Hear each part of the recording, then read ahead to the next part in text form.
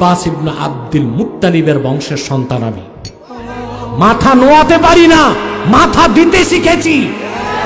সিদ্দিকে আকবরের রক্তের ধারা আছে এই দেহে।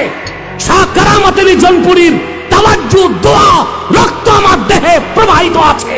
মাথা দিতে শিখি নাই, উৎসর্গ করতে শিখেছি।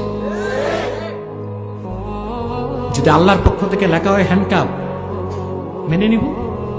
জেল মেনে নিব, ফাঁসি মেনে নিব। আমি বিশ্বাস করি এগুলো ফায়সালা হয় আসমানের উপরে।